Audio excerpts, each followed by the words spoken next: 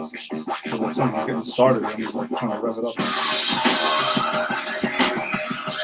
What's up, everybody? Welcome to a brand new episode of Granny's PhD, episode 184 for those who are counting on this glorious January Saturday afternoon. We're here with some Filter and Crystal Method from the soundtrack of Spawn, which is our movie of the week. One we've been wanting to get to for a bit now, but finally time opened up. So we will be discussing Spawn from back in 1997. We got some Harley Quinn, season 5, episode 1. And we got a pretty big trailer that dropped a couple of days ago in Daredevil Born Again. So lots to get to here, but thanks for joining us. As always, if you're joining us on Facebook live stream, if you're joining us on YouTube, or wherever you find the audio of the podcast, we always appreciate the support. I am Ed, and as always is Jason. Jason, what's up? You get that 90s vibe again? We're doing a lot of 90s, I feel like, for a little while now. We're going back to the 90s, my friend. Straight back to the best and worst of the 90s. Oh, man. Fire up. What was that, Quick Time? What did they used to make the South Park, that first South Park episode with? It was like, crayons and Quick Time or something. Yeah, some shit like that. I remember that. Yeah. I don't know. Some shit like that. I don't know. I wasn't a hacker in the 90s, but yeah, no, good. Welcome everyone here on a Saturday. I'm gonna say just a somber word. Our rest in peace, David Lynch, one of my favorite film directors, passed away this week of emphysema. He knew it was coming. He didn't even think he quit smoking after he had the emphysema. Man was a badass, but. I would say rest in peace, rest in power, whatever the best thing is to say for David Lynch. If people listening have never seen a David Lynch movie, I don't know what to tell you. I don't know if you should or not. They're wild things. If you like experimental art, and if you like to be confused, do it. But in a good way. Sometimes I don't know. Sometimes I got really mad at David Lynch, and that's what makes this weird for me. This emotional journey is he's a guy. He's like a family member. I grew up with him from a very young age. He tutored me in the ways of movies, and now he's gone. Yeah, that's all I wanted to say. There was no joke. There's no gag. That was it. No, this week was a tough week for stuff. Also, I'm interested to see this one because there was also a sports legend that had passed away this week. Bob Uecker had passed away, legendary baseball broadcaster.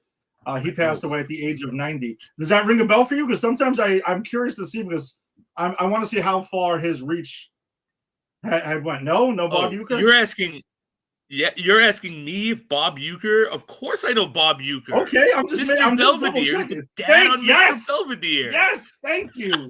Awesome. All right. Freaks on the China. Never met him before. Who cares? Love it. I love to see. I watched way more of that shit as a kid. I love to see when, how far the reach across pop culture some have gone. But yeah, Bob Uecker, that's right, Mr. Belvedere, tons of, he was a baseball lifer and stuff like that, for me, in, Major League, right? Yeah, I wasn't sure if you've seen Major League. I don't know if you kind of like, fuck this movie. It's that Major League's hilarious. Even just not as a sports movie. It's just a funny comedy. Yeah, I agree. Yeah, it's one of my favorite. It's arguably my favorite baseball movie. It's like 1 and 1A or like tied. Like I love Major League. I can see that. And he makes a lot of That's like, great his movie. Commentary. Yeah, it's great. It's so fucking funny. But rest in peace to both. Both are legends in their respective fields and stuff like that. It's a lot of tough losses for this week. But I also, before we get into the nitty-gritty of our show, though, I did see Wolfman the other day on Thursday. And how was that? Solid flick. Me and Jader and I Jader, a friend of the show, were discussing it offline for a bit. And solid flick. I would recommend it. It's not great, but it is. They do a lot of interesting things with the lore of werewolves. Put it that way. There's a lot. They don't just do like, full moon. I'm a werewolf, or silver bullet, kill him. Like they kind of put an interesting spin on it.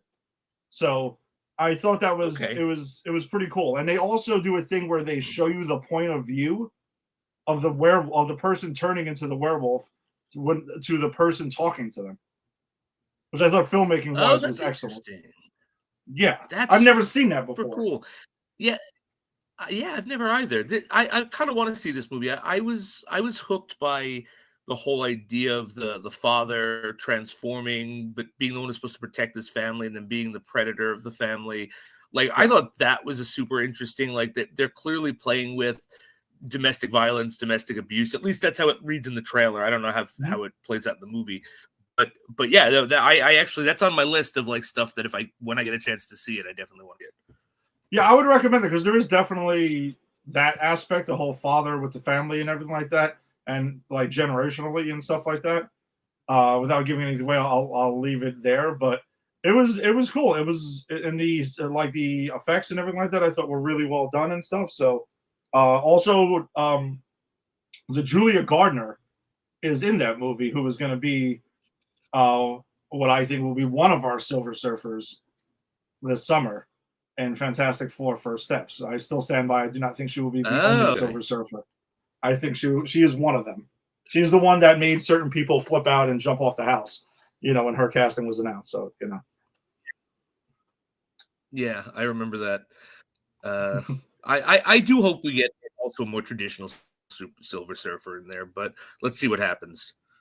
Yeah, I have some suspicions, and I'm sure we'll speculate between now and then, but I do think there will be more than one, and also the idea that this Fantastic Four comes from a different multiverse, like from a different universe. So I think this will be that universe's Silver Surfer, and then we'll get Norman Rad, like, in ours. So yeah, I think I agree. I think that's what's going to happen as well. But don't let that stop you. Rage, women shouldn't act. That's enough. All right. We're good. Speaking of the MCU, let's get into it. We got a trailer that dropped for Daredevil Born Again, which is a project both of us are super excited about. We've talked about a bunch, but we finally got some footage for it, and it seemed like this trailer caused quite the buzz online when it dropped. So let's drop it in here for us, and let's watch it. Jason has not seen this yet, so let's get his real-time reaction here. Thank you for finding the time. I will admit, it's not entirely unpleasant seeing you again.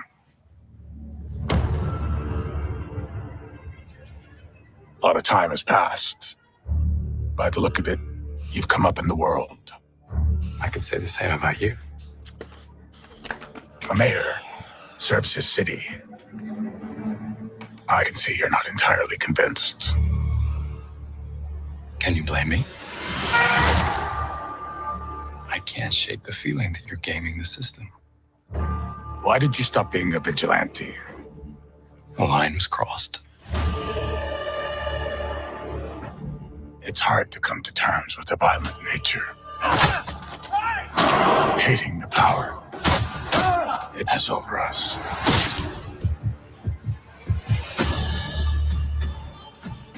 This city can't go unchecked.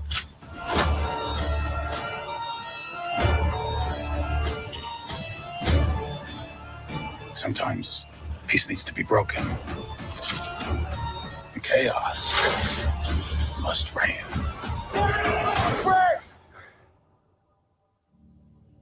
Am I putting the hatchet down?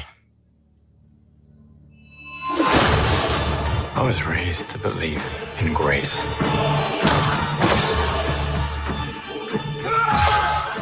But I was also raised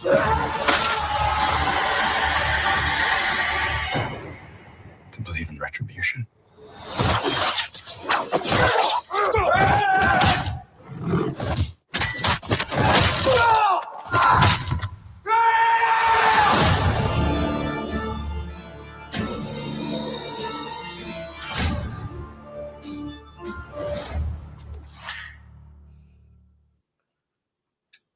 Holy shit. Exactly.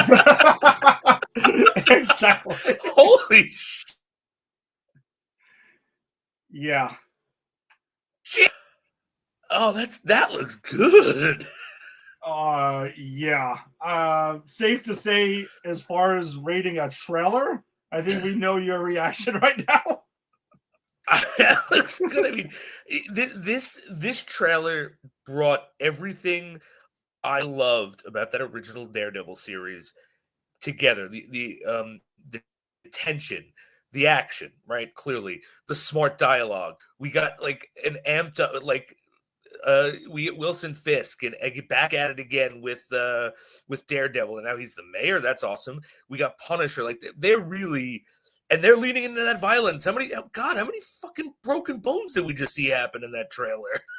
Yeah, I think I agree with you on everything you just said. And I got a question for you in a second because you haven't seen season 3, so I don't know if some things you were like, all right, what the hell is that about? From where they left off. But they definitely put to rest any fans who are like, oh, they're gonna Disneyfy Daredevil, because Daredevil was we all assume it was like an R-rated Netflix show. And it seems like they're not holding back whatsoever in this thing. Like they are definitely keeping the tone that we all loved from the Netflix series. This is a continuation. I know there's going to be a time gap they've mentioned, in which obviously, Matt Murdock has not been Daredevil for a while, and we've seen him be Spider-Man's really good lawyer. Peter Parker's a really good lawyer at that point, even though now he doesn't know who Peter Parker is, Spider-Man. Right. We've seen Wilson Fisk. We've also seen him. Right. Oh yeah. We've also seen him be a lawyer in She-Hulk. Yes, he was also we've also seen Matt Murdock in She-Hulk, and he was Daredeviling at that point. So he was there. So he didn't. I guess it wasn't the entire time we haven't seen him. Which I'm kind of curious to know where they line up because of the way. I'm sure they're going to address the ending of season 3 of Daredevil, and again, I will stay clear of spoilers with what happened there because I know you haven't seen it yet. I'm just going to watch. I'm going to watch all 3 seasons before we start covering this. Yeah, I want to also. I'm going to be honest. I also want to. I just time-wise, I just want to make sure that works because I remember them being like 13 episodes a season. And they're full hour episodes. So that will be a big rewatch. But I definitely want to. So there is that. And then you're right. We've seen Matt Murdock in Spider-Man No Way Home. We've seen him in She-Hulk. So he's fully integrated into the MCU at this point. We've seen Wilson Fisk in Echo. We also saw Daredevil in Echo at different points in time. And we also saw Wilson Fisk in Hawkeye, which obviously set up Echo and that, and we know about his magic healing band-aid over his eye when he got shot in the face in Hawkeye, but cleared it up in Echo, which whatever. I think we both admitted, we'll hand wave it because Vincent D'Onofrio as Wilson Fisk is just phenomenal, and their chemistry. Yes, I'd rather them keep Vincent D'Onofrio as Wilson Fisk than have to replace him because they fucked up and thought they weren't going to use him again. Just fuck continuity. Just give me D'Onofrio. Yeah, because they were originally, though, they did say that apparently there was at one point this was going to be a reboot of Daredevil, and then Kevin Feige had stepped in and was like, no, people love that Netflix series. This isn't going well with this reboot thing. Let's just pick up where we left off and find a way to make it make sense. And I think that was the smart decision. It seems like what the fans all wanted. So I think that's cool. There is peppered Easter eggs in here as well. Besides, we see White Tiger in this. We see Muse. Those aren't Easter eggs. Those are just new characters that are going to be introduced in the series. Obviously, we see Frank Castle is back in that. We knew he was going to be in there. During this shot in Times Square, there is a Rogers the Musical billboard that was peppered in there. So I thought that was great. Nice. And also there's a quick flash, blink and you miss it thing. That's an advertisement for Harlem's Paradise. And that is the club that Luke Cage was running at the end of season 2 of Luke Cage. Oh, shit. Okay. That's so awesome. Furthering that they are integrating the entire Netflix universe into the Defenders universe into the MCU. At this point, I actually just take that as a given. I mean, I've read so many, granted unconfirmed things, but also just how they're going about this. Like, there's if you're going to do this and have Charlie Cox be Matt Murdock again and bring that Netflix show back, there is zero reason not to do it with the others and give us another and proper MCU Defenders, because all of those shows were very good.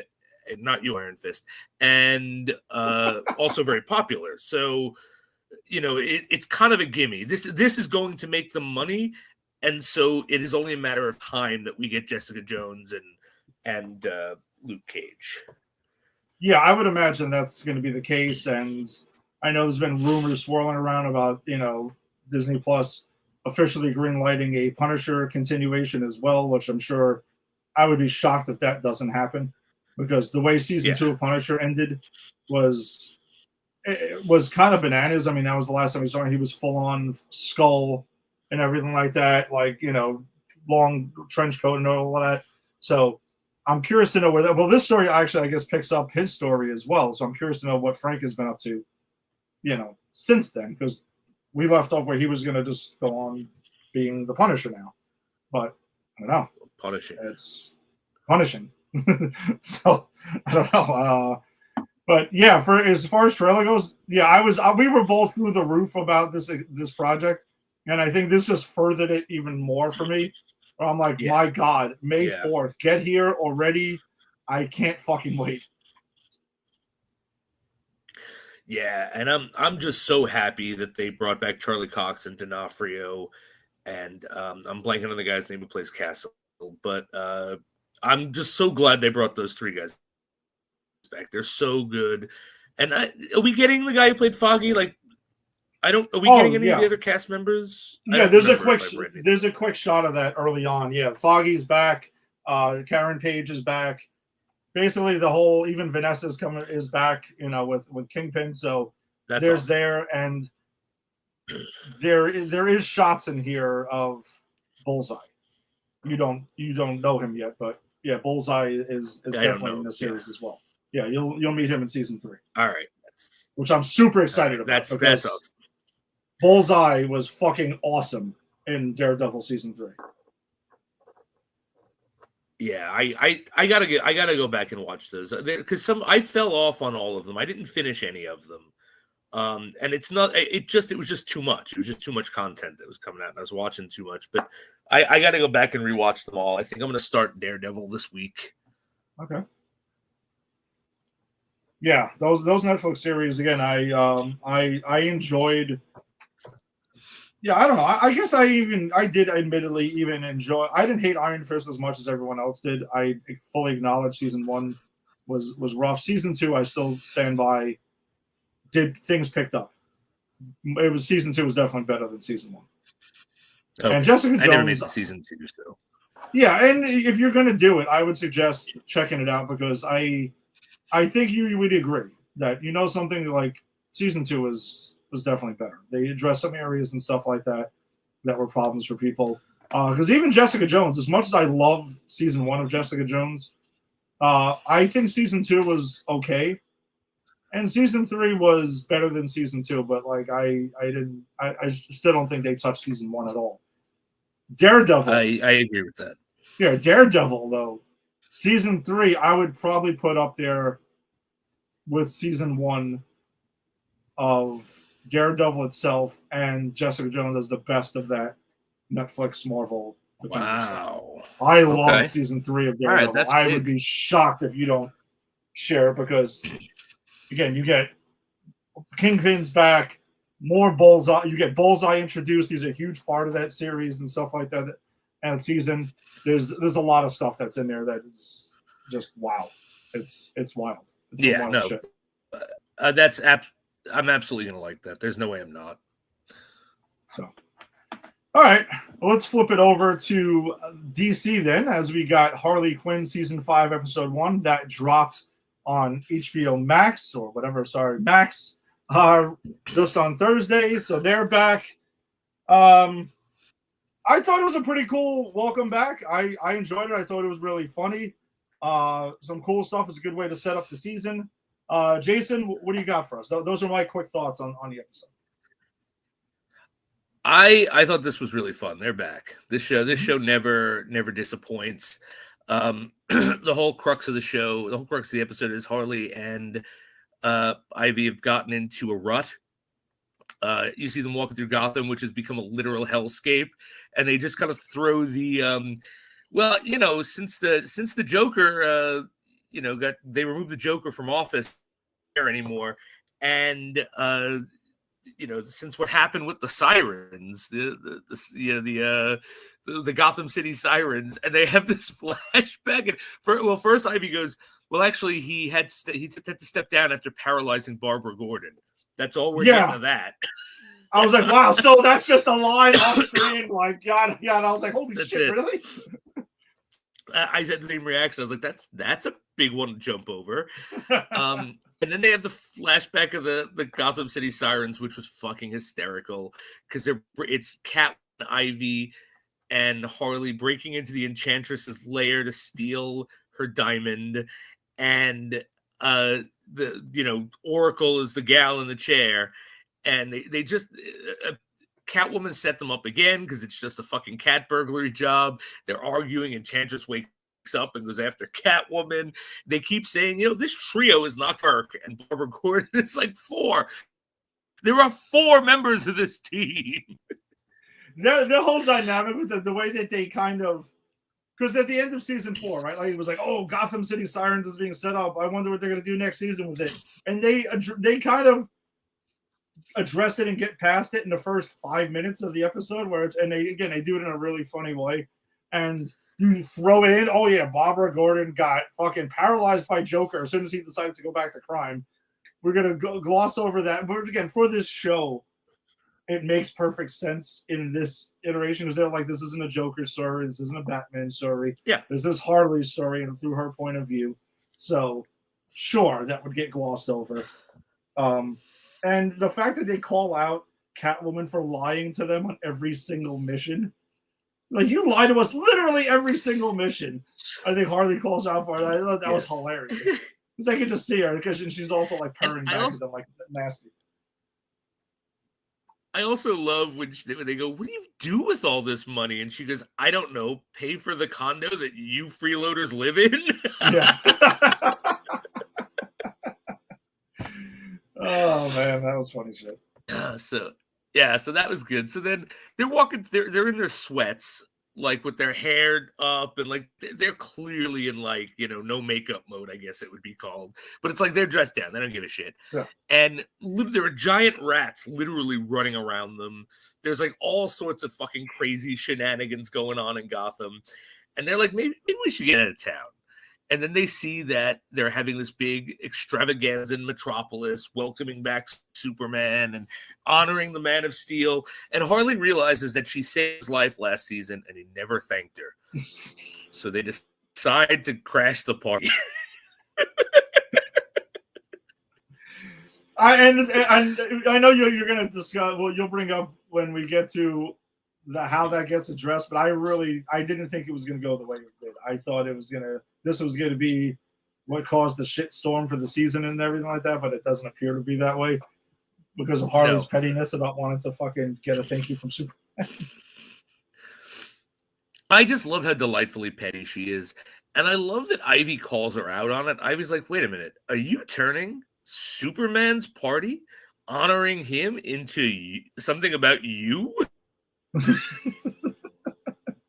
I also love the fact that they get into the gala, and meanwhile they're obviously Harley Quinn and Ivy and Poison Ivy. But it's like, oh yeah, you can come into Superman celebration, no problem. In this universe, it's like, okay, the villains are just people also. Right, exactly. And Harley's, kind of not of a villain. She was in the Bat Family. Yeah. And so Cardio. But yeah, and I love the... Yeah, exactly. Exactly. I love the whole gag where they get the water and they ask, how do you scrape the bits out of your water? And they go, what is this, Gotham City? And they keep having this joke, the ongoing joke, like, oh, I knew you guys were around. I smelled Gotham City. Oh yeah, Bruce sees them at the gala and is like, "Oh, I knew Yeah. I smelled that sweet sense of Gotham City piss somewhere." That's so, so Bruce is at a jail. They acknowledge that Bruce and Harley know each other, and that Harley, she's like, "Is this a bat thing?" And he's like, "No, I got a girlfriend," which he's completely whipped by. And they drop the joke. He makes me call he calls me Martha in bed. Yeah, he makes me. He calls me Martha. That's great. Oh man, And the then running stuff you with realize Batman that is hilarious. it is hilarious. Because again, this is Harley Quinn's story. Of course, everyone looks bad, but her and Ivy. And then you find out that his girlfriend is Lena Luthor. She is Lex Luthor's sister, which I know from Supergirl. Yeah, that's mostly what I've seen her in also, and I thought that was interesting to use that character and stuff, and them shifting the shifting the setup from Gotham to Metropolis. Obviously, at least for a good part of the season, I would imagine this is where it's going to be, and to integrate her, and I'm sure we'll be meeting other stuff because we see Jimmy Olsen at one point, we see Lois Lane, we see Superman, obviously. We don't see Clark Kent, which I thought that was a really funny gag as well. Oh, good. Oh wait, the best line. The best line, I don't even remember where it comes, but the best line is when Superman goes, I'm going to go on that vacation, and I'm going to take my friend Clark Kent too. And Harley goes to Ivy, I don't know if we should tell Lois, but I think Superman's cheating on her with some guy named Clark. Yeah, it's so fucking stupid. Because he definitely says it with like this homoerotic overture. But what's funny about that though? Like, I guess we can talk about that because what makes it even funnier though, Jason, is the fact that they just have this moment on the roof because there's this ongoing gag throughout the episode. Well, we see it like once or twice. They don't beat it, senseless, but it's just that Metropolis is this perfect place. Everything's good to go. Like, Superman's got everything on lockdown with his eyes closed. Like, it doesn't matter. This isn't Gotham. And they got these sentry bots, and even Jimmy Olsen is like, I think I could do this on my own. And Superman's like, oh, not even Jimmy needs me. Yeah, it's basically Superman at this point did his job so well that nobody needs him anymore, and he feels unwanted. And Harley and him have this entire conversation. I thought of you immediately when this happened because she looks in a mirror, and Harley and Quinzel looks back at her, and she turns on her. Yep. The writers remember that she was a psychiatrist, and she has a pleasant conversation with Superman, and basically the thing is, like, he's never taken a vacation, and that's when he decides, something, I'm going to take that vacation. I'm going to have some me time, and does the whole Clark thing. So she has such an intelligent moment, and then she's an idiot like 2 seconds later, which I thought was fun. Exactly. That is her character. Like, she's incredibly smart and incredibly dumb at the same time. She's super gullible. One of the things I love about her. Exactly. But yeah, that was a great through line with her and Superman, and he still doesn't apologize. So that's going to come back. She was pissed. Oh yes. Or not apologize, but say thank you. But she was pissed. And then you find out that Lena Luthor offers Ivy a job, and Harley bought a condo. And they both did that behind each other's backs, and they decide to stay in Metropolis. Before we get to the end, there is this fun thing where they're auctioning off Superman's greatest treasure. Winds up to be his baby cape, or his first cape that he was wrapped in. And Harley and Ivy go through this whole Superman. They like kidnap some trapeze artists, dress up as them, which dress as Superman, and do this whole act and try to.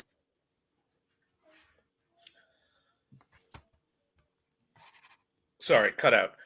But they try to steal the item, and they, of course, like, they don't get caught, but they take the item, and Lena takes it and winds up doing what she needs to do with it. But they say at the end, like, Harley's like, well, I mean, you don't have everything locked down. You didn't stop our crime spree. And he goes, yeah, the robots realized that the best way to stop your crime spree was to just let you do it. Yeah, exactly. Oh my god. Well, what I also like too, it wasn't really like, I don't know, they didn't shit on Superman at all. They were kind of actually like very much acknowledging Superman's like the man, and he's the greatest and all this other stuff. He was even too good, but it was an interesting way to write him out of at least probably a good portion of the season, while Harley and Ivy wreak havoc throughout Metropolis, where they don't have to keep addressing why isn't Superman there every 5 seconds. So I thought that was an interesting thing. Right. Yeah, I thought that was great, especially with what they set up next. At the end, you see Brainiac is floating about. He's cutting pieces out of Metropolis, and he pretty much has this gauge of like property value. I mean, it's not what it's called, but that's what it is. And when he sees they moved in, it plummets. Oh, yeah. There should be some really fun things that these writers do with Brainiac also, because he's another fun character. Absolutely, and I love that the characters are branching out to other cities, other characters, like, because we've mined Gotham. We did a lot in Gotham City the last 3 seasons, or 4 seasons rather. They did a lot of stuff there. Now I don't mind. Now let's play around some Superman villains. Let's get to fucking the Flash's city. What is that? Central City. Yeah, Central City. There's Star City. There's tons of fictional DC cities for them to run through. So, again, how far they want to keep this show going. There's plenty of stuff, I think, to mine. Yeah, and I think the show is still funny. I watched this and I went, yeah, this show's, it's back. So, like, as long as the writing keeps up, I'll keep watching it. I will say there was one thing that did click into my mind briefly too, is that after watching even this one episode, and again, it's only one episode, but this show is funnier than Kite Man. And I had a lot of fun with Kite Man, but I kind of feel like it kind of reminded me Harley Quinn is a notch above at least the first season of Kite Man. We'll see. There hasn't been a season 2 announced, but yeah, I'm kind of curious. Like, it just, I don't know, that just popped in my head. I was like laughing my ass off, and then after the episode, I thought about it because I think Kite Man had popped up on my suggestions by Max, and I was like, yeah, I can see there's a little bit of a difference, at least tier-wise, with the two. Yeah. Although I better get some Bane this season. Better get some Bane in my Harley Quinn. Oh yes, there has to be some Bane. I don't have to go crazy with it. Like, give me some more Bane, Clayface, like the usual suspects, some King Shark and stuff like that. I'm sure they'll find a way to bring them over to Metropolis. I mean, it's only across the water. I was like, they reminded you in the episode, so it's not too far. All right. So, looking forward to that and see where this takes us for the rest of the season. And that kind of brings us to our movie of the week. So, we have mined a lot of the 90s comic book, movies that have gone through. We just went through The Crow. We just went through a bunch of other stuff. We covered just about, actually, I think we did cover all 90s Marvel stuff and 90s DC stuff, at least. I mean, there's a couple of random DC movies we haven't got to yet. Green Lantern, Jonah Hex, looking at you at some point this year. But we got to one that isn't Marvel and isn't DC. Also a pretty big property with Spawn. Todd McFarlane's creation, his baby and stuff, when him, Jim Lee, Rob Liefeld and everything broke off, left Marvel Comics, and they went to Image Comics, and they started their own comic label, their own comic company. And Spawn was one of the first characters to be introduced into this whole thing. It's funny, it was like off screen, actually. Jason and I were discussing the basically, like, Spawn, if you're not familiar with the character, he has a look of Spider-Man to him, like you can see in his design. Todd McFarlane, who was a big artist of Spider-Man. He's my favorite Spider-Man artist, honestly. Told took inspiration from Spider-Man, and also did draw Batman as well. He's known for drawing both of them, and you can see that his character of Spawn is basically sort of kind of like a mashup of the two. So yeah, I think Jason had said he looks like Spider-Man, acts like Batman. So if you want to get an idea of that, and of course, at the time, in the 90s, the comic book, IPs of comic books in movies, feature films, was starting to rise. It was starting to be the hot thing at the time. Batman had his thing, Superman had his run. Blade didn't actually come out yet. Blade was 98, if I remember correctly. So he came out like right after this. But New Line Cinema, a company who was still fairly early on at that point, studio, they purchased the rights to Spawn. Todd McFarlane stays on as a producer, and he goes ahead and launches his film. This movie at the time, I will fully admit, I was definitely, all in on this thing. Like Spider-Man, Batman combo is something that, speaking to me, anyone who's watched the show knows, like, those are my two favorite comic book characters. If I have to pick out two, this Spawn speaks directly to me. And for Jason, actually, Jason, your two favorite comic book heroes, obviously Batman. Is Spider-Man the other? Is he your other? So I know he's up there for you. Jason's still working with some technical stuff. Oh, there we go. Yes, it is. Okay. My first. Yeah. Okay, so we have those two as both of our top two favorites, right? Like Spider-Man, Batman, probably in reverse orders, but it's definitely the two. So I was just mentioning that Spawn is basically the perfect mashup of the two, like you had mentioned before we went online.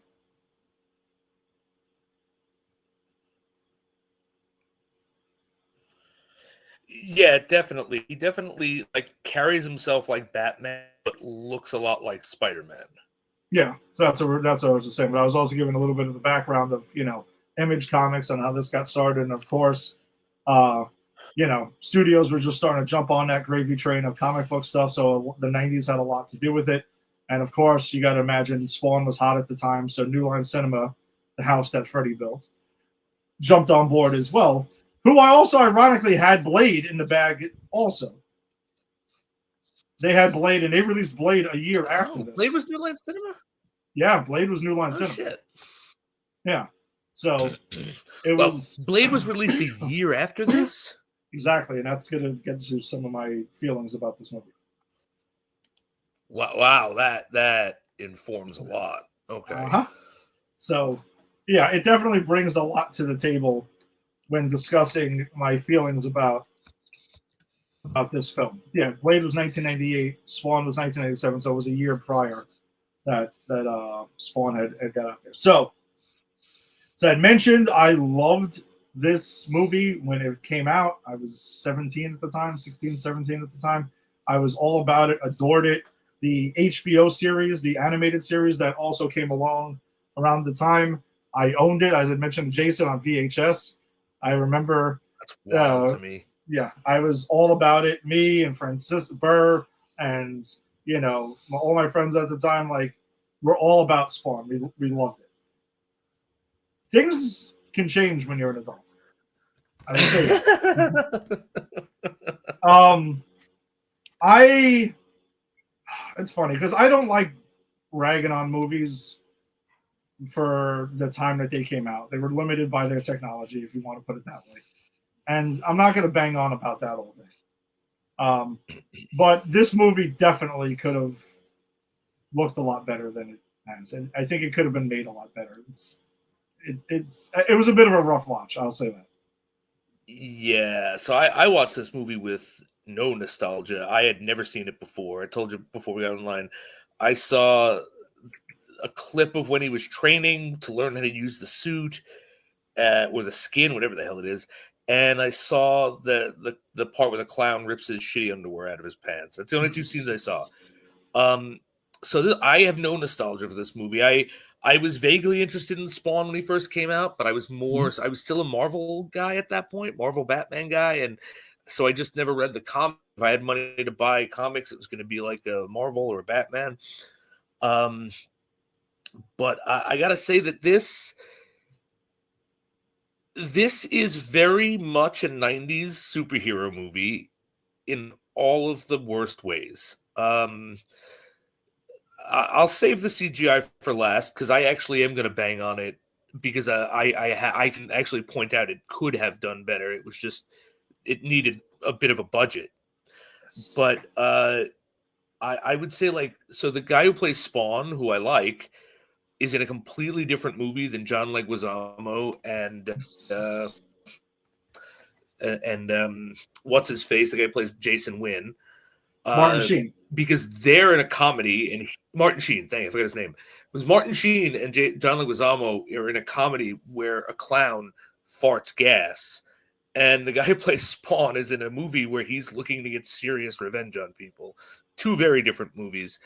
I think that it's a mistake that we only see him in the Spawn outfit like a handful of times. We're just looking at his fucking burnt face the whole time because that's not what people associate with Spawn. Yeah. And the CGI, I'm gonna bang on it because I have seen comparable, if not slightly better CGI in a pornographic movie.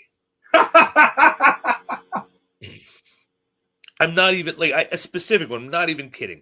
Back in the day, early 2000s, I had a friend who just had this DVD of it's this weird sci-fi medieval porn, dragons and sci-fi. It's real fucking weird. And they put it on as a curio at a party. And the CGI in that porno movie was comparable, if not slightly better than this Spawn movie. And it was made in 2001 because I did a bit of research before I came on today. Which is to say that a blockbuster fucking Hollywood movie made about a character that you want to actually make money off of should have invested a bit more in their CGI if they were going to lean so heavily on it than a fucking porno movie did. Yeah, all right. So I guess we can talk about that. I guess the CGI aspect and then we can get into some of the details of the film. The CGI part, I think the stuff with Malbolgia, who is the devil, whatever in this, I think that's where a lot of the issues with the CGI come in for me. What I meant is the CGI for that looks like a fucking bad PlayStation game. That's what absolutely. And I agree with you 100% that for a theatrically released Hollywood movie that is obviously trying to launch a franchise, if that's what your best foot forward was, that's absurd that's the case. We reviewed just not too long ago New Line Cinema films in the Elm Street franchise that came out a pretty good amount of years prior to this that looked way better than this. Yeah, exactly. Right? Absolutely. And it's, I think the mistake is they were leaning too heavily on that technology and not using it correctly. Because the Freddy stuff, they still had a lot of practical effects. They weren't really dipping into CGI at that point. And that's why they still hold up. This movie was going fully into the CGI territory. And you're right. It looks like a bad, not even a well-rendered cutscene from a PlayStation 2 game. It looks like a terribly rendered cut section from a PlayStation 2 game. Malbolgia's just... Yeah, I don't... He's just got this eternal movement. Malbolgia is the problem for me. Because what's weird is that Malbolgia, I think, is the issue with the CGI because Spawn's powers and Violator, I actually think look fine. And I think Violator was definitely some practical, and so obviously was Spawn. Because what I want to give it credit for is the makeup. Spawn's costume and his stuff looks really cool, I think. That's well done. The mask going on and off, I think is fine. Violator, especially when they fight, it looks practical. A majority, obviously all of it couldn't be, but it wasn't jarring. The Malbolgia stuff, and whenever they went to hell, was ridiculously awful. Yeah, took me really right out bad. of it. Yeah, I agree. And also, there was some filmmaking stuff that pissed me off. The opening credits and the closing credits are illegible. They're trying to do this like cool, like hell gothic type thing. Yeah. I couldn't read. If I didn't know the names, I wouldn't even actually know what the hell it said. It was so weird. And they also just look terrible. Like they look bad. But again, the practical effects I think work. I still think they hold up. And that's what's weird about this. It was just almost like they ran out of money. And we're like, oh shit, we got to do Malbolgia. And let's just do whatever we can, to get through that. And sorry, I'm just clicking onto my notes here. I don't know, there was just some weird things. And the transition, like Star Wars has their wipe. The transition scenes that were like this fiery burning thing at times and stuff. It was just, this movie looks like it should have been a made-for-TV movie. Like on UPN 9 or some shit like that. I agree. It feels like a low-budget movie. And I'll give you the costumes look good. A lot of the practical effects, I think, look good. Mm-hmm. But it still feels cheap. Yeah, like, I don't know. It's so odd. And again, I will forgive my younger self for not really, catching this immediately, because obviously it was 1997 and, we were very much in a let's just get what we can, let's take whatever we can get feeling, right? For the most part. Absolutely. Like, hey, comic book movie, oh my God, this is so cool. Like, we didn't really have many of them just yet. And this was also, if I'm mistaken, this was when Batman and Robin came out and stuff. So, which looks like a better movie. But like, if you're going to tell me, all right, as 17-year-old me, 6-year-old me is like, hey, you want to watch Batman and Robin? Or you want to watch Spawn? I ran to the theater to see Spawn multiple times. Yeah, yeah. And better choice. I would still say Spawn is a better movie than Batman and Robin. Yeah, and the thing with this movie too is, but it looks incredibly cheap besides the CGI too. Like, just everything about it, it's not particularly well written. There's a line I had to write in here, and I literally laughed my ass off out loud when this happened, and I never noticed this. This isn't like a running joke since then that I have. We'll get to the scene in a second. But this was also a PG-13 movie, which for Spawn I think is a huge problem. Like, this Spawn needs to be a rated R film. And I know Todd McFarlane is on his quest to get a reboot of Spawn done, but no studio has wanted to touch it just yet. And really? Well, you're right. You would be shocked, right? Like, to learn that he's even talking about finance. The thing is, he also wants to direct the film, which I think is part of the problem. Okay. All right. Yeah. I don't know. Has he directed anything? No, he has not.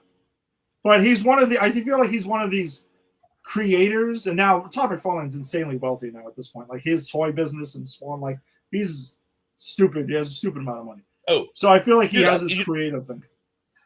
I've given him so much money because he makes awesome action figures. Oh, the McFarlane one's great. 66 action figures. Yeah. Like, it's funny because I grew up knowing McFarlane for Spawn, for Image Comics, and now I know McFarlane for his awesome toy lines. Yeah, and I'm pretty sure that's probably where he hit his huge payday, was probably that. Because Image Comics did well, but I mean, they never reached the levels of Marvel or DC or anything like that. And Spawn is still going. Like, it's still going. He's not drawing it anymore and stuff, but like, he's surpassed, I guess, if you want to say, a comic book artist by now, even though he still like doesn't forget that kind of thing.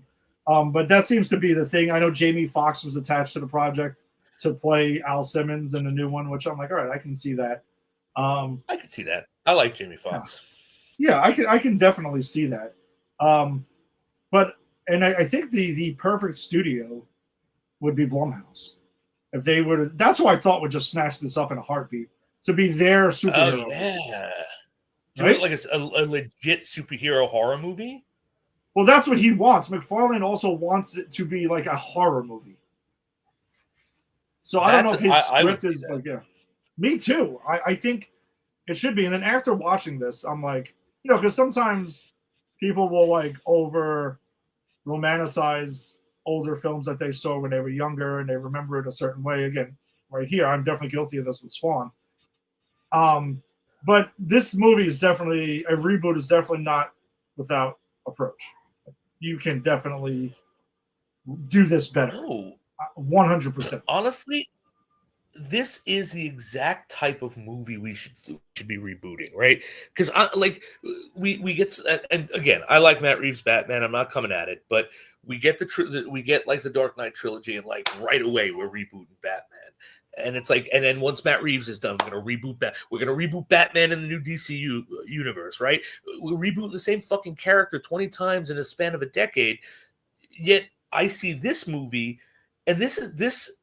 I'm going to say this. I didn't think this movie was terrible. I think this is a slightly subpar 90s movie. Like, it's better than a lot of the stuff we've covered. I don't think it's as good as The Shadow.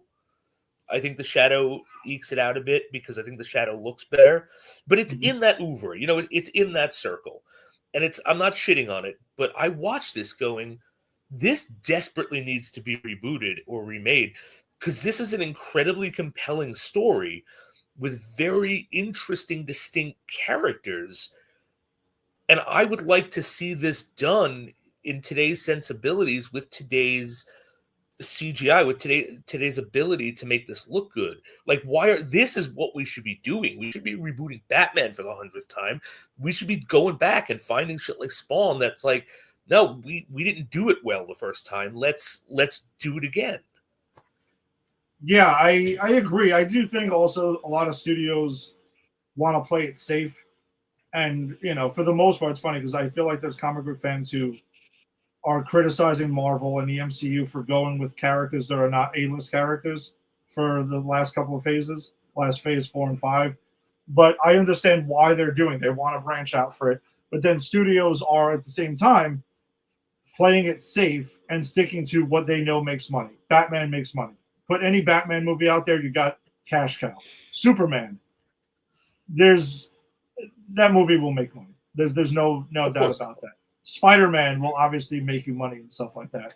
You know, MC characters the MCU has established. Captain America, we're getting that next month. That should do well also. So I think that's part of the issue is that when you don't support the lesser known characters, then you're not going to get them as much. Eventually, you're going to keep getting the same handful of characters over and over again, rebooted, like you mentioned with Batman. Warner Brothers knows that that's the safe bet. Put anything Batman out, you'll be good. Yeah, for now. You know? Eventually, people will stop going, though. Eventually, when you got a Batman every 3 months, people will stop going to the theater for it. I fully agree with you, and that's why I do think Spawn is the right for the picking. I have obviously not read the script. I know Todd McFarlane has been rambling about this for it feels like over a decade now. That, you know, he has the script, he wants to direct, yada yada. Jamie Foxx is attached. I'm like, I'm gonna believe it when I see it. But man, just going back and watching this though, yeah, there is a lot of potential because I do think Spawn's story is very interesting. And yeah, because he's not a good guy. No, he's definitely not an anti. I don't know if he's an anti-hero. Is he a villain? Like, he's very complex, and I think that is what I like. He does heroic things. He does very villainous things. He is very, and I'm also, by the way, I also watched that first season of that cartoon to prep for this, so I'm also kind of basing my characterization on that as well. Yeah. But you know, like he kind of, at least in the first season of that, and in most of this movie, he's very like for himself and his family, and that's it. Like, he'll do something good, he'll do something bad, but it doesn't matter unless it's in the service for what he wants. And that's why I'm saying, like, I don't even think he's an anti-hero, because he's not doing the right thing for any reason but selfish motives at first. And I think that is what makes him so compelling to me. And I was watching this movie thinking, you know, fuck a movie, man. I would love a meaty 12-episode Netflix or 12-episode like streaming show that really gets into him and his world. Because when you go past Spawn, like the character of the clown is fascinating. Done much better in the cartoon than the movie. And I know we will get to talk about Leguizamo in this because we have to. But the clown as a character, I want to see just an episode on him. Like, yeah, there was a Violator comic book series also. He did get his own title at one point. I do know Oh, that. that's That interesting. definitely That's interesting. happened. But yeah, but there's so much here. They need to come back here and start updating this. This is something that's prime for it. Yeah, this is definitely the one, and I'm very curious to know more about what the holdup is, because I would imagine, again, Blumhouse would have jumped all over this, grabbed it, ran with it. This is like the perfect comic book movie for them, and I don't know. It's a little weird. So there's probably more behind the scenes stuff we don't know, because I thought people would be lining up for this, especially like it's kind of shocked that hasn't happened already. Like during the during the Infinity Saga, right, for the MCU, when DC was full court press their entire universe and ended up collapsing on itself, that someone didn't say, hey, Image Comics, let's fucking get to that thing. Savage Dragon, fucking Spawn, Wildcats, Youngblood, like, let's go. And none of it. It's a little bit weird. Yeah, no, I think it's strange, and I don't know. I know almost nothing about any of those, and I would love to see them be made into movies, because I me, I love to go see movies about people I don't have prior knowledge about. Like, much I love Batman, I walk into every Batman movie knowing everything there is to know, because I've seen and ingested so much of it. But like, I would love to go to a really good Spawn movie or a Wildcats movie and be like, I don't know what I'm in for. Yeah, me too. I would love to see that stuff. That's like the Image shared universe. How did that not happen?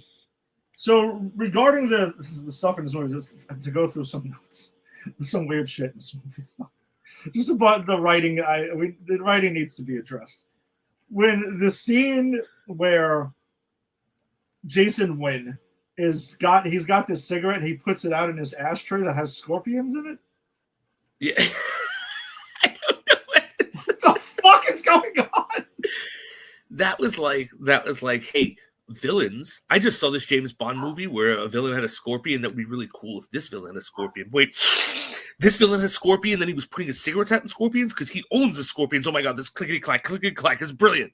That's what happened. So weird. I thought that was so ridiculous. And Jessica Priest, who is in this movie, she takes one of the scorpions, like playing with it and stuff like that. I'm like, ooh, so they're the villains. So they're so evil that scorpions are their friends, and there's no fear of them. I thought that was just really kind of goofy. By the way, another thing regarding Jessica Priest. So she's played by an actress named Melinda Clarke, who I'm going to bring Burr back into the fold of this, because I feel like Spawn, me and Burr loved Spawn, like, together. And she plays the main character in Return of the Living Dead 3. I don't know if you've ever seen this movie. No, I've only seen the first Return of the Living Dead. Okay, so obviously you know that series doesn't take itself completely seriously. Like, it goes. No, that's why it's so fun. It goes way off the rails. Now the third one was I'm pretty sure it was straight to DVD, VHS at the time, release, and she plays the main character, and who is like I shit you not, the beginning of that movie is a stupid teen couple, who are taking a motorcycle ride. She's on the back and stuff, and they get into an accident, and she dies. And of course, it's right by a military base where the ooze leads on and infects her, and she becomes this zombie who has to keep on, like, he tries to save her, of course, because in these movies, people are just completely dumb and, like, irrational. And he tries to save her, and she has to stab herself to stop her lust for wanting to eat brains and stuff like that. So she's got like this, like, spiked, tricked out, like, whole look about her. It's so fucking weird. But I was like, she looks really familiar. Let me find out where the hell I've seen her before. And I looked up her IMDb, and I'm like, holy shit, that's the chick from fucking Return of the Living Dead 3. And I don't think we ever pieced this together. Me and Burr have never pieced that together. That movie is so awesome. Bananas. It's so bananas, by the way. Like, it's a crazy fucking movie. I've got to see that movie, because that first one is bananas. So if you're telling me it is crazier than that first one, because I watched that first one a couple months ago, just recently. Yeah. And yeah, that was crazy. I walked out.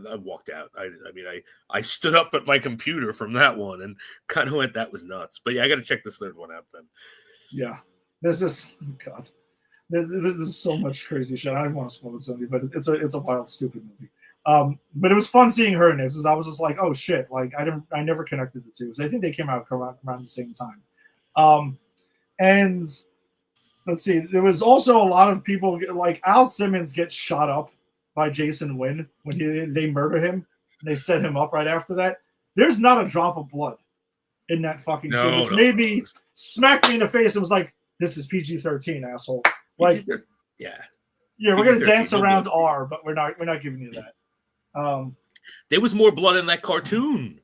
Yes, easily the cartoon's way more violent, which is also why I wonder if, I bet you that is why that title of that cartoon is Todd McFarlane's Spawn. Because my guess is he probably didn't like this movie and he was probably pushed aside for creative choices, even though he has a cameo in this, in one scene. And he was a producer on this film. But I guarantee you that's why is the way he is now and wants to direct it, because he feels like the studio made choices with his creation that he didn't fully agree with. And now he wants to hold it close to the vest. That's going to be my guess, is what happened. I get that. And I didn't read up on it. When Jessica Priest dies, she gets shot in the head by Spawn, right? And I don't know if you clocked this, but they're taking her body out on a gurney, and there's a doctor that walks over. It's a paramedic who goes and it's like, what do we got here? The guy's like, oh, gunshot wound to the head. He just looks at her, like, oh, she's dead, and just moves on. Yeah. And just the way it's delivered, I was like, this is UPN 9 Saturday afternoon writing. Like, what the fuck am I watching? Yeah. Well, I mean, just these lines are awful, and that's the thing. It's like, that's why I say that the guy who plays Spawn and everyone else are in two different fucking movies, because everyone else is looking at the script going, I can't say it's all right, and it's kind of funny, but he is taking it deathly serious. Jason Wynn in particular, like Clown, I get being a fucking cartoon character. You hired John Leguizamo to play a demon named Clown. You had a vision, at least. Okay, I don't think it was a good vision, but you had a vision. Jason Wynn is literally a mustache twirling fucking silent film villain in this. He certainly is. And how you got Martin Sheen to fucking sign up for this? It's just Martin. You know what's funny? He looks like Charlie Sheen when he was doing straight to DVD movies or straight to video movies. Yeah. You think you should have paid off Martin Sheen's gambling debts? I think he should have. Absolutely. Probably would have helped him out there. Maybe that's why he took. I don't know. No, he took this. That's why he took the movie. He was like, hey, I just need to pay off my son's gambling debts. Oh man. And then, by the way, speaking of Jason Wynn, so the whole concept of the virus being released all over the world to be Malbolge's whole plan, they offer him the option to get this thing hooked up to his heart. So if someone kills him, it releases the virus, and he's like, "This is a good idea." I thought, I paused the movie and I'm like, "Did I miss something here? Why would he go along with this?" I watched this going, this is the most convoluted fucking plot I've ever seen. Because this is all the huge chess game by the Clown, who is in this trying to both do Malbolge's bidding and undercut him because he's pissed that he didn't get the Spawn role. Yes. Which kind of makes no sense. It doesn't make because sense. He's what above happens if Spawn. Yeah, exactly. He's above Spawn and wanted to lead Hell's army to the gate, to Heaven's Gates and destroy them and win this whole thing. Okay, but then he chose Al Simmons because he wanted to recruit him to be, the ultimate general of their army, and he purposely has Jason Wynn take his number one killing guy who wants to retire and hang him up, and one last mission, of course, and he sets him up, and Wynn and Priest both kill Al Simmons, send him to hell, And then Malbolger offers him the thing. Like, hey, lead my army. You can get your revenge on Jason Wynn. And it's like, well, Jason Wynn's the guy who sent you here. So what? And then I guess that plan would have worked out where he kills Jason Wynn and the thing gets in his heart. So for him to get his revenge and fulfill his part of the bargain, he would kill Jason Wynn. That virus gets launched, kickstarts, takes care of Earth, and then he leads the army to Heaven's Gates and do the Holy War, yada yada. But Clown is there to basically be the caretaker of Spawn and kind of like oversee him. But if he takes out Spawn, then what happens then? Exactly. And even before you get to that question, do you realize how convoluted that plot just sounded as you explained it? Exactly. That's why I had to. And this is again a plot I'm pretty familiar with. But again, rewatching it as an adult, you're like, oh, wait, what? No. Like, why the extra step of we're going to get Wynn to put this in his chest so you can kill Wynn and kill everyone? Wynn has literally said he's willing to kill everyone. Why not just have Wynn release the virus? Yeah, why is Wynn a problem in this? I don't know.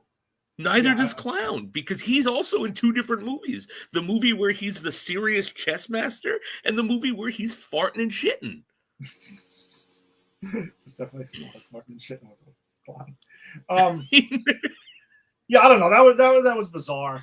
And I guess we can talk about by the way, another brief detail, I think there was that scene where Spawn breaks into the whole thing that's happening, and he sees his daughter, and his dog Spaz is back with him and stuff, and the family leaves Spaz, their dog, behind, and just says, "Oh yeah, he knows his way home better than us."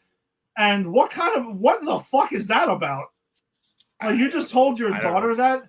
Thankfully, Al Simmons is like, "Okay, Spaz, come back with me, and you're gonna be my guy for a while until the final act battle happens, and I'm gonna have this kid take care of you, because that wouldn't make any fucking sense." So it's weird that that's a detail they addressed, but some of these other details, not so much. He might as well have said, "Nah, it's okay, sweetie. He knows his way home, and he's needed in the third act. He'll be home after the third act."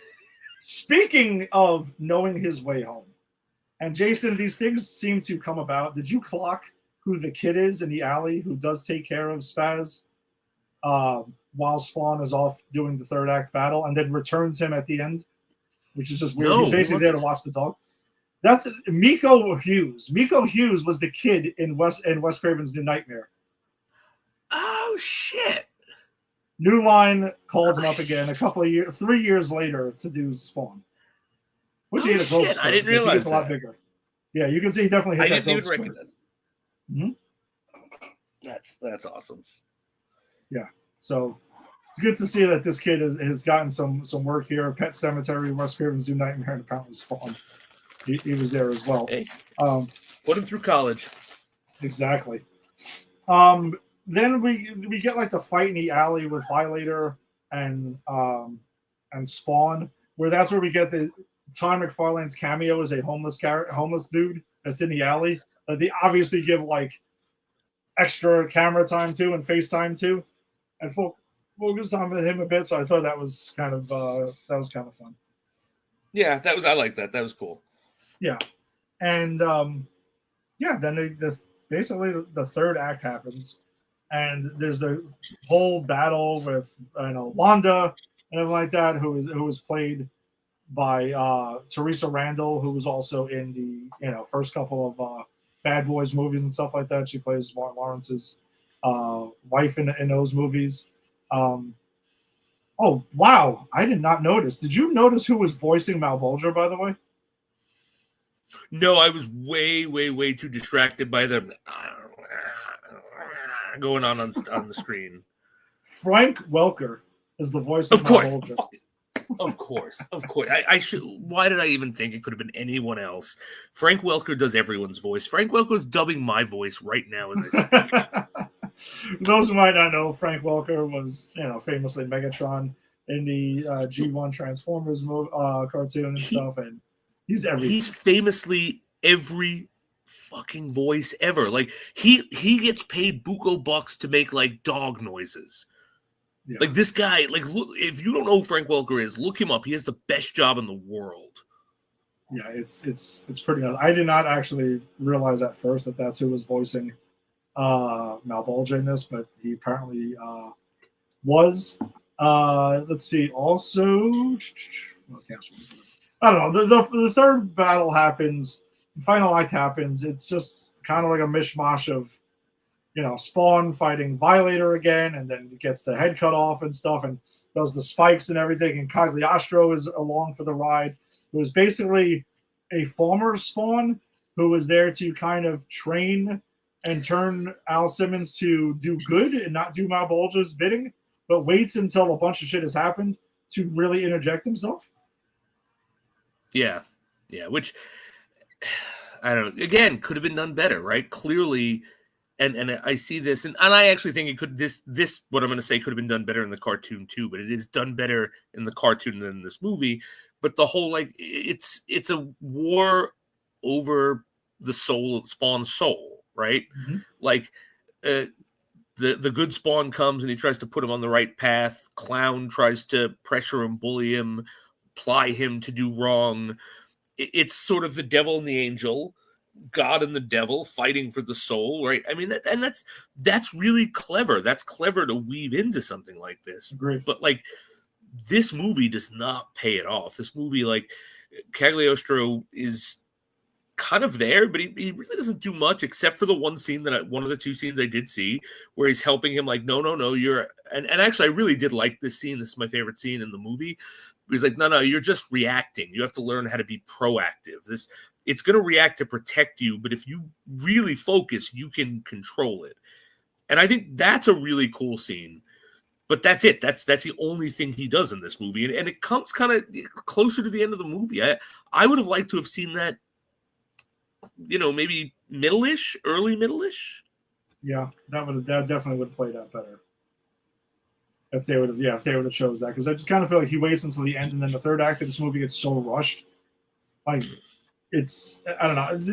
This movie could have benefited from, obviously better CGI, better writing, and also better writing leading to a more like a 2-hour film. Because I do think, I agree with you. There's a lot, and I guess it's unfair because you have an hour and 38-minute film versus, because I know you're watching the animated series, which has more time to address some of these things better. And I guess, there's a lot. This movie just rushes a lot of the things. This movie it gives you this whole blurb in the beginning of the film before the opening credits that speeds you up, catches you up onto everything.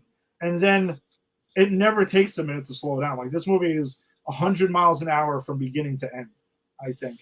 And there's a lot of meat and potatoes to the lore of Spawn that this movie glosses over and doesn't take the time to really do well. And that's why I think in the current climate of comic book movies, not talking to you, Sony, and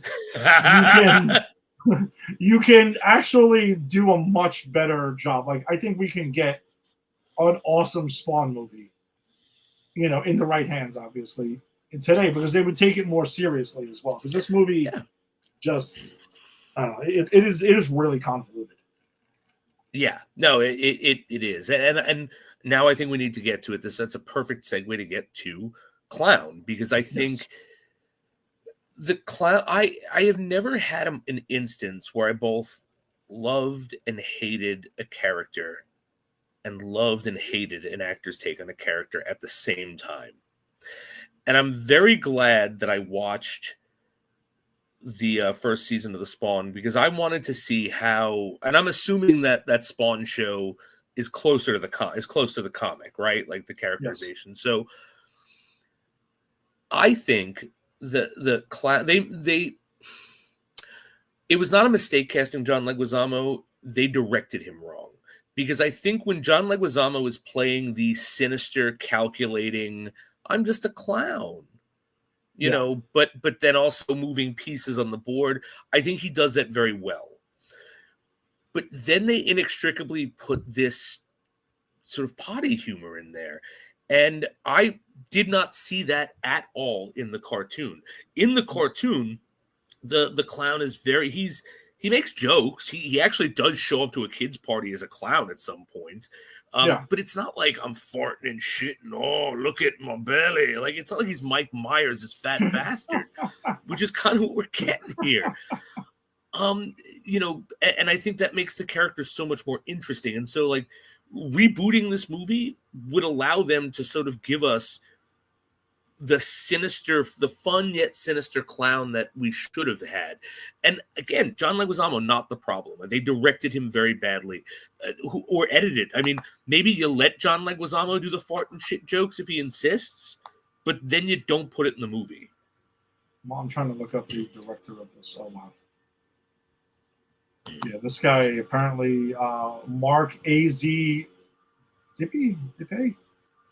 He did a lot of straight to DVD stuff, a lot of kids animated stuff. So I don't know. It just does not seem like he was the right choice for this one at all. And I guess that's why we get like the fart jokes and, you know, toilet humor for no fucking reason, really.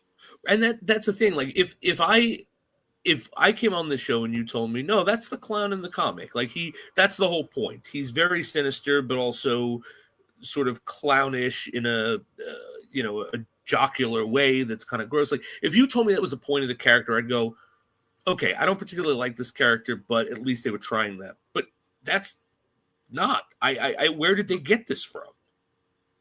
I don't know. My best guess is that this is probably a director's choice that was in there. You know, again, based on what I just saw from his IMDb, that's kind of what he does. And I also think it's Hollywood just starting to figure out what comic book movies need to be successful, because they didn't really figure it out until then. I mean, yes, Blade landed a year after that, and a year after that, or no, 2 years after that, is when we got X-Men and when we got, you know, Sam Raimi's Spider-Man.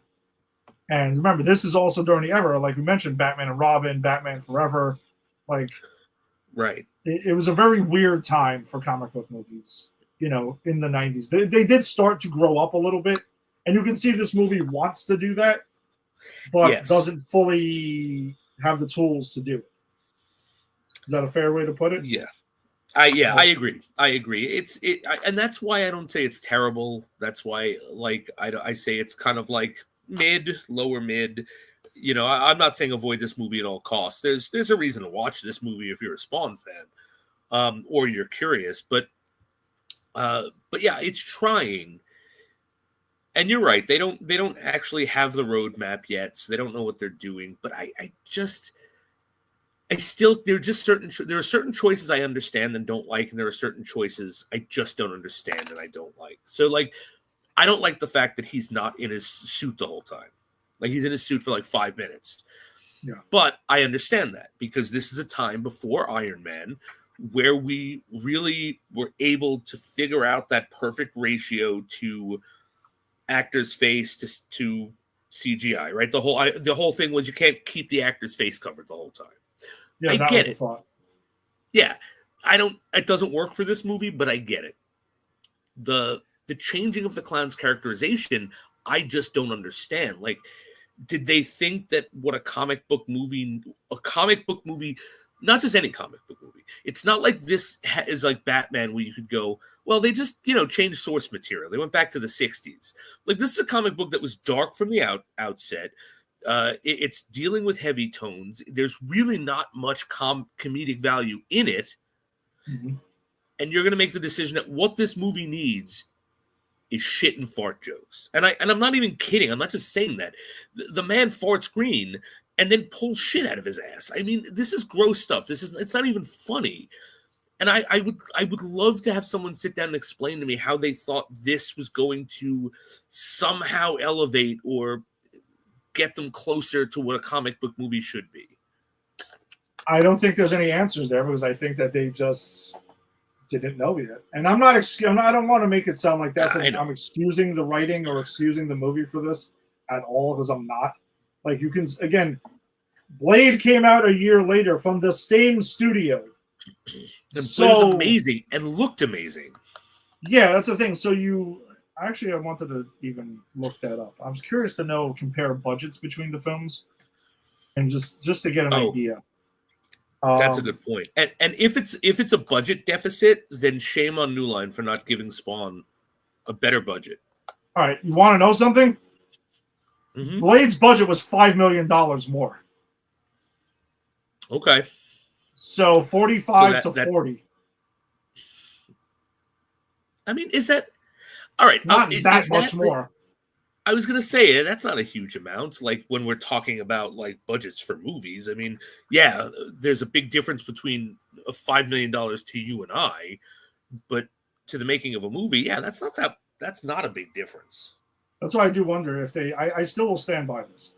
That I think that they ran out of money when they had to do the Malbolgia stuff in post-production, and they were just like, all right, well, this is what we got. I mean, yeah, I agree with you because we have both seen better CGI in movies of this era. Yes, from this, when I keep harping on from the same studio, just to be fair, right? Because New Line Cinema was not New Line Cinema was not Warner Brothers yet until they got bought out. Was not like the big boys. They were the house that Freddy built, right? Remember, during the 90s, they ended the Nightmare on Elm Street franchise because they wanted to grow up. Those were Robert Shea's words. Robert Shea, no, was he? I don't remember if he was a producer on this or not. I wanted to look to find that. I don't know. I know he was a producer. It's funny because I watched this in the Elm Street 2010 back to back, so I know Robert Shea was a producer on that one. I would be shocked if he was not a producer on Spawn as well. I would be very surprised. But it's the same studio, okay, and it makes no sense. Before and after, we saw a significantly better CGI and stuff, which is why I think the practical effects work for me in this movie because New Line had experience with the Elm Street franchise, and they were known for horror. So that's why I do think that Spawn landing at New Line Cinema made perfect sense, even at the time, which is why I think it should land at Blumhouse now. Or New Line Cinema if it went back. Okay, fine. But I can imagine Todd McFarlane probably did not had a bunch of creative differences with New Line Cinema at the time, and that's probably why he's like, tells them to go fuck off. And I don't know. It's weird. I just think they dropped the ball on that. That I can't excuse. But the writing was also not great. You have a solid cast, like Michael Jai White is who plays Al Simmons' Spawn in this movie. I liked him. I like him, and in this movie, I do like him. I mean, it's one of the rare theatrical release starring roles he gets. He's usually a really good supporting actor. Like he's in The Dark Knight briefly. He's that gangster that talks about. He's at the table and he says, "Let's kill the clown." Oh, he's the magic trick guy. Yes. Well, he doesn't get killed by it, but he's the guy who gets mad. But he's yeah. Remember the guy who slams the thing? Yeah. He's like, "Let's kill the clown," and he gets killed later. Yeah, right. I do. I know who you're talking about. So he pops up in things. He was in Arrow also. He was Bronze Tiger in Arrow at some point. I don't know if you saw that season of Arrow, but he pops up in there as well. He's in a lot of shit, but he's usually like a good character actor and stuff. So it was cool to see him get his big thing. But if this movie would have, launched the franchise, his career trajectory could have gone a completely different way. Maybe he gets like a bigger, thing. He's got a lot of straight to video lead actor stuff under his stuff. But he pops up in a lot of Hollywood stuff also, but never like as the lead man outside of this. See, I wish this movie was better now so it could have launched his career. I liked him in this. And I'll be honest, I like the fact that we have a black lead in one of these movies. Like that's another thing, though, especially the 90s. This was big in the 90s. Sorry, go ahead. New Line, though, back-to-back years with that. Blade, 98, yeah, that's right, Blade. Spawn, 97, which also drives home, by the way. And again, as much I love Ryan Coogler's Black Panther, I absolutely do. But it was getting lauded for a lot of things that there were a couple of comic book properties that did beat it. Yes, I know it's Marvel, and I know it was on a bigger thing. But listen, justice for Blade, justice for Spawn, then, because they were kind of just brushed to the side. I agree. You know, because with that, those were the Spawn. I'm sure I might be wrong. Spawn was technically the first. Then Spawn beat Blade. That's what I was going to say. Spawn is our first black superhero. Yeah, lead, absolutely. Yeah, lead in a movie like this. So, you know, I mean, just got to give credit for that, and I'm sure that kind of gave us a little path to Blade, right? Because Blade is also a black character. So, you know, I'm not shitting on this movie. I just wish it would have been better. I think there's a lot of. I think overall for its time, it was cool for its time. I'm not going to take back the love I had for it at the time.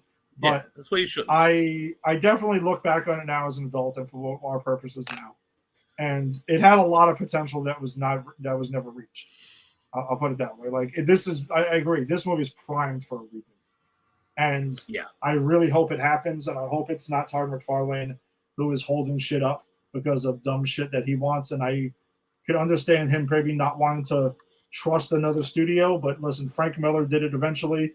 We got Sin City after he hated Hollywood because of RoboCop 2, and it worked out.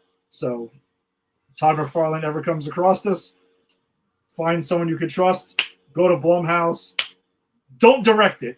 Stop that. Get an actual director. Let James Wan do this. Let James Wan fucking do Spawn. Let James Wan do Spawn and be a creative consultant with some pull. I'm not saying pull out and don't have any say on it, but don't direct. I agree. Just because you're not a director, that's it. It's not even that I don't think it's. I want to see this done well so badly that I'd like you to put your ego away and let someone else direct it. Todd McFarlane is clearly listening to our show as we speak. Absolutely. I'm sure he caught us on a Saturday afternoon and was like, you know something? I think they're right. Let's go. And you know what? I think you changed my mind. And I'm going to throw something else out there, but New Line Cinema had this, Freddy Krueger, and Jason under their wing at the same time. I just want to say, I've been pushing for this thing that they could have happened. You could have had Spawn versus Freddy versus Jason. Actually, that would tie things together. I mean, he goes into hell to get Jason for whatever reason. Maybe Freddy manipulates him to get Jason. I don't know. Maybe Malbolgia, right? Maybe Malbolgia is the one who awakens Jason Voorhees to go after Spawn because Spawn reneged on his deal, right? And I don't know. You can throw Freddy in there for whatever. I don't know. It would. I did think of it. It would have been a fun thing. But no. So Freddy would operate as Jason Voorhees' clown, like he would be the clown character. Yes. Exactly. Oh man, that would have been fun. All right. Anything on Spawn before we wrap this thing up? I just want to mention two things about the show that I watched. First, weakest part of the show, if anyone is interested in watching that Spawn show, and I would say do it. I'm going to finish it eventually. Pacing, I think the pacing's a bit weird, but I am enjoying it. But two things. One, worst thing, the weird Todd McFarlane openings, man. It's just him so at a bad. desk. It's so bad. He turns around and he goes, have you ever sat in the bushes and watched people get hurt? Well, that's what Spawn's about to do. Let's watch. Like, it's so weird. It reminded me of the Goosebumps. Even worse, it reminded me of the Goosebumps show when R.L. Stine, who was not an actor but a writer and had zero presence, would just come out and go, the next tale is very scary. Like, that's what it reminded me of. But best part of that show is the guy who voices Spawn. Do you know what else he voiced, Ed? Do you know? I did look up who it was. His name's escaping me. Of course, I'm going to have to look it up now. Look it up. Because he is the voice of Goliath on Gargoyles, which was a show I watched Keith David. Keith David.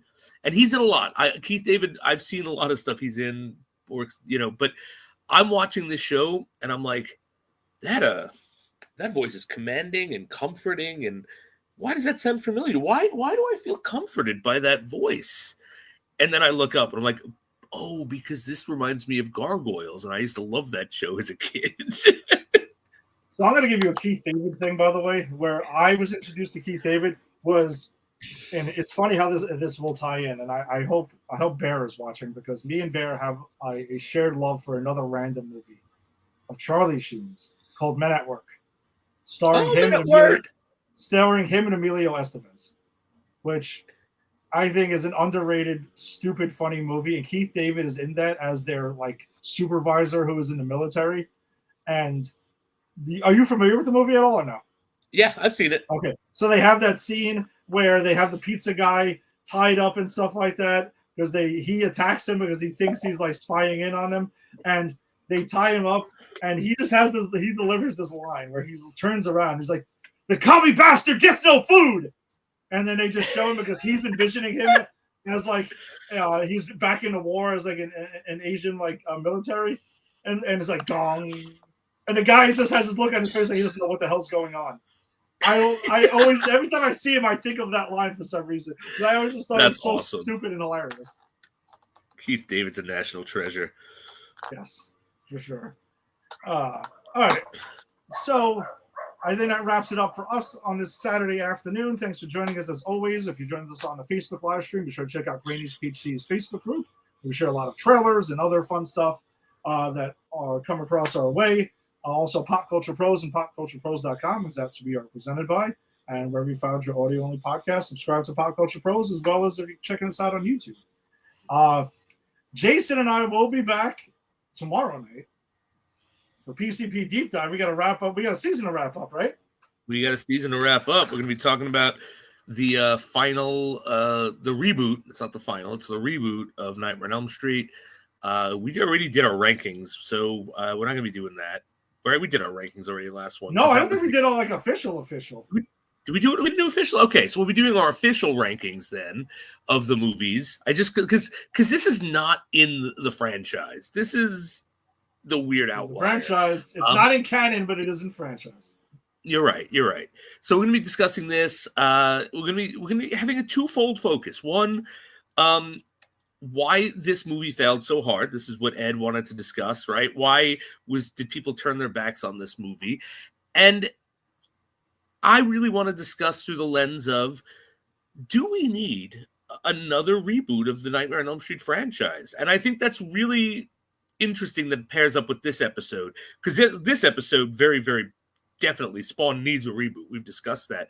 But does the Nightmare on Elm Street franchise need a reboot? Can it survive a reboot? Will a reboot work without, Robert Englund?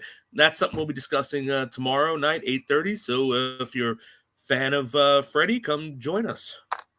Yeah, and we'll be Granny's PhD will be back next week. We will be discussing the latest episode of Harley Quinn, and also our movie of the week. Actually, I do think it is time. I was going to tell you this, but it's time for Captain America to get started. All right, let's start it up. We're going to next week, red, white, and blue, America's ass. We will be taking a look at America's ass with Captain America, the First Avenger, and we begin our countdown to Captain America: Brave New World. So we got a fun Captain America trilogy to get into leading up to that. So we'll see you guys next week. Peace. Later.